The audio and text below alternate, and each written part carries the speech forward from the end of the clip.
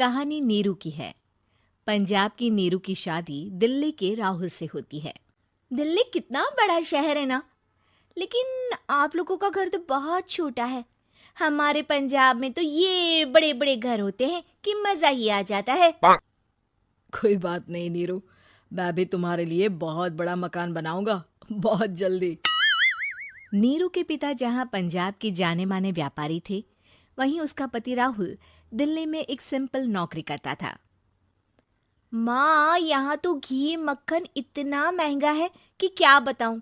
मैं तो तरस ही जाती हूँ घी खाने के लिए। नीरू की माँ को ये सुनकर बहुत दुख होता है। मेरी बेटी को घी नसीब नहीं हो रहा है और ये बहू यहाँ बैठकर घी में शक्कर डाल रही है। देख वनिता, मैं साफ कह रही हूँ, इस घर में जितना घी आएगा उतना ही मेरी बेटी के घर दिल्ली भी जाएगा। अरे ये क्या बात होती है माँ जी? बेटी का उतना ही करो जो अच्छा लगे। अब क्या मायके से घी और मक्खन तक की सप्लाई करोगी आप? हाँ, मेरी बेटी किसी चीज को तरसे मुझसे बर्दाश्त नहीं होता। अब क्या था, नीरू के मायके में 2 किलो घी आता तो 2 किलो दिल्ली जाता नीरू के पास। एक दिन, माँ बड़ी गर्मी पड़ती है दिल्ली में। इस घर में तो एक ही एसी है और वो भी ड्राइंग रूम में। सारा परिवार एक ही कमरे में सोता है। हाँ बेटा, वो तो हर घर की कहानी है। यहाँ भी एक ही एसी है। अरे बिल इतना आता है कि क्या बोलूं। तभी वहां राकेश आ जाता है। माँ, थोड़ी देर में यहाँ कुछ प्लम्बर आएंगे मेरे कमरे में एसी लगाने। जरा ध्यान से लगवा देना ना माँ। ओए, ऐसे कैसे तेरे कमरे में एसी लगेगा?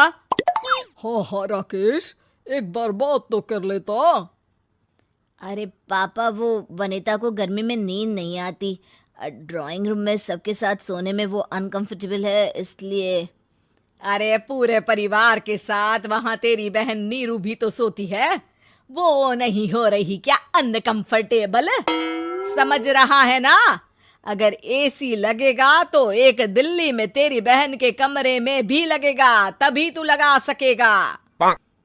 राकेश वनिता को सारी बात बताता है। वनिता करती भी क्या, मन मारकर बैठ जाती है। माँ, ये लोग ठीक नहीं है, क्या करूं मैं? अरे बेटी, यहाँ आ जा, तू यहाँ आकर रह ले। अरे छोड़ दे ऐसे पति को। कैसे छोड़ दूं माँ? समाज क्या कहेगा, लोग क्या कहेंगे? वैसे भी मेरा एक बेटा है मयंक। अरे हटा बेटा, तेरी उम्र ही क्या है, इतनी परेशान रहेगी तो काम कैसे चलेगा। खैर, बात आई गई हो जाती है। माँ को लगता है कि नीरू ठीक है, तो वहीं नीरू के मन में एक ही लाइन चल रही होती है, यहाँ आजा। माँ ने तो बोल ही दिया है कि यहाँ आजा। बस मयंक थोड़ा सा बड़ा हो जाए, इन गरीबों को छोड़कर मैं वापस माँ के पास ही चली जाऊंगी। वो इसी सोच में बाजार में चल रही थी कि मैम, आपका दुपट्टा जमीन को छू रहा है। नीरू जैसे ही उस लड़की की तरफ देखती है, देखती ही रह जाती है। हाय रे, कितना सुंदर लड़का है ये। अब क्या हुआ? मैंने कहा आपका दुपट्टा। तो खुद ही उठाकर दे दो ना। लड़का समझ जाता है कि नीरू उस पर फिदा हो चुकी है। वो उससे उसका नंबर लेकर चला जाता है। अब क्या था, नीरू और रोहित में लगातार बातें होने लगती है। मैं हरियाणा का रहने वाला हूँ, यहाँ एक बड़ी कंपनी का मैनेजर हूँ। अच्छा, और कितने बच्चे हैं तुम्हारे? बच्चे? अरे मेरी तो शादी भी नहीं हुई है। तुम बताओ, शादी करोगी? नीरू शर्मा जाती है। अब लेकिन मैं तो पहले से ही शादीशुदा हूँ। मुझे फर्क नहीं पड़ता, बस तुम शादी कर लो, भाग चलते हैं। बहुत पैसे वाला हूँ मैं, हमेशा खुश रखूंगा तुम्हें। नीरू रोहित से मिलकर सारा प्लान बना लेती है और फिर एक दिन घर से भाग जाती है। दोनों शादी कर लेते हैं। शादी के बाद, क्या बात है नीरू, तुम्हें परेशान सा देखता हूँ, सब ठीक तो है ना? हाँ हाँ, सब ठीक है।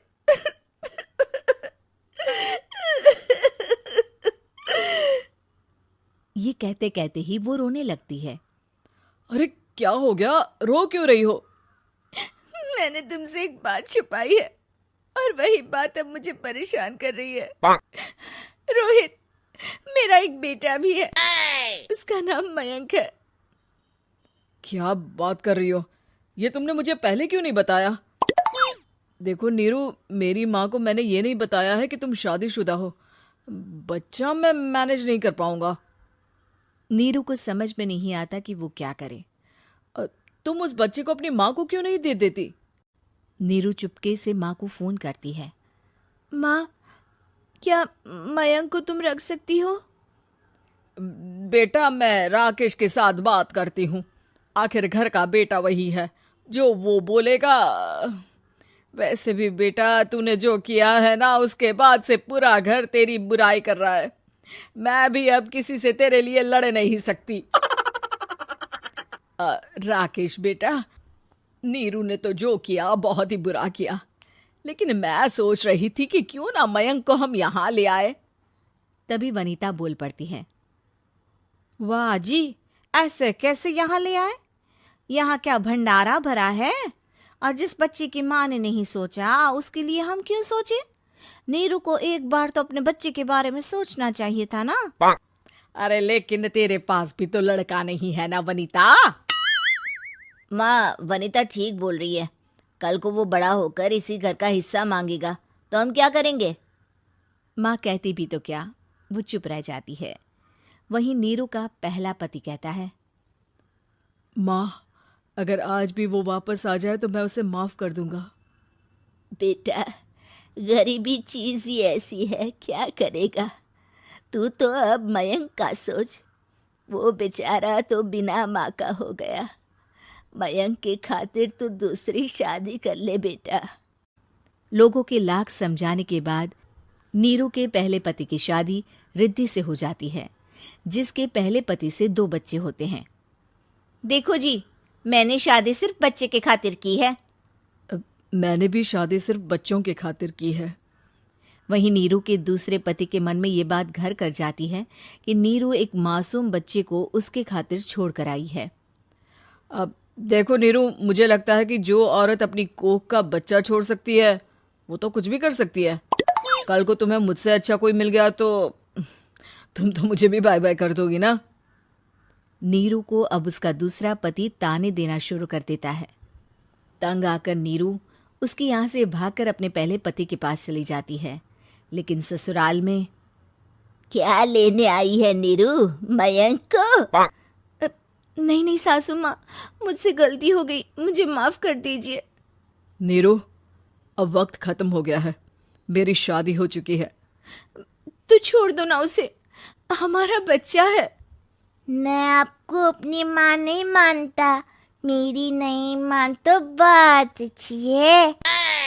नीरू मयंक की बात सुनकर समझ जाती है कि उसके पास अब ना आसमान रहा ना ही जमीन।